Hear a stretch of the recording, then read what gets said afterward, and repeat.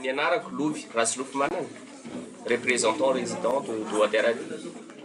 Nivokatry ny fifaninanana tantaran-tsary izay nikarakarain'ny Ouattara niaraka tamin'ny coalition du ranoasa, niaraka tamin'ny programme WhatsApp sy ry zareo amin'ny fédération nationale de scoutisme eto Madagasikara.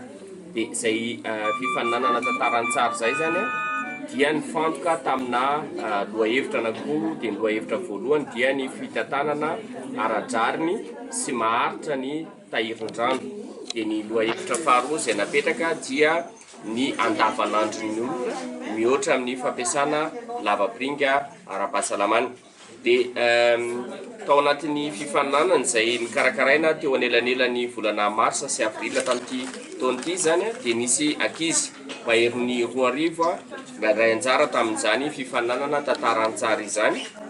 Ary izay moa zany izay miara-miasa akaiky ihany koa amin'ny zareo anatin'ny gasy bulsa tamin'ny fifantenana andreo ankizy ireo dia nifantona ankizy teo amin'ny 5 teo zany.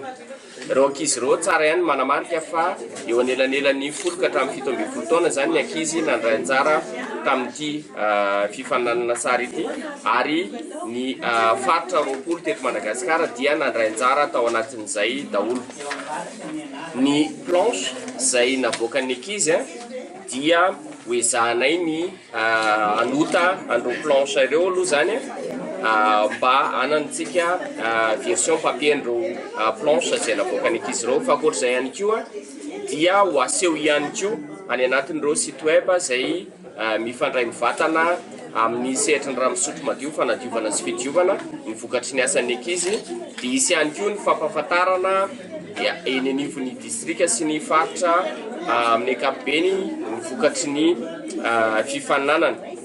Raha iverenantsika kely hoe iza no nahazo ny voalohany tamin'ireo ankizy ireo dia teo amin'ny resaka rano dia ankizy avy any amin'ny faritry Iorombe no nahazo ny voalohany. Teo amin'ny sehatry ny lavapiringa dia ankizy avy eto Analamanga no nahazo ny voalohany. Ary ny fitambaran'ilay lohahevitra anankiroa zany hoe rano sy ny fanadiovana dia ankizy avy any Melaky no nahazo ny voalohany.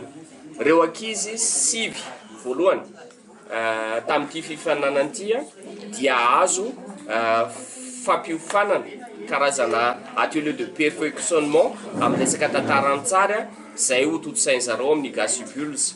Fa ankoatr'izay ihany koa dia isy ny fampirantiana zany izay andraisan'ireo ankizy ireo anjara na ny asa tanan'ireo ankizy anjara mandritry ny hetsika izay ataon'ny gasy bulsa ery amin'ny parvia Analakely ny 10 faraka 12 ary 12 ny volana Jiona ho avy izao. Dia ny vokatry ny asan'ny ankizy moa zany ary izay mitanjona tamin'ity fifaninanana ity dia ho ampiasainy ireo mpampita hafatra rehetra eraky Madagasikara, na ao ny mpanentana eny fotony, ao ny mpampianatra, ao ny zareo anatin'ny sehatry ny fahasalamana, ny mpitsabo, ny mpampivelona sy ny mpitsabo-panampy, ao ihany koa ny mpitondra fivavahana, ao mazava loatra ny scout zany izay misy manerana Madagasikara dia ampiasa ihany koa ny vokatry ny asan'ny ankizy. Dia takitaky izay ilay hetsika izay natao androany.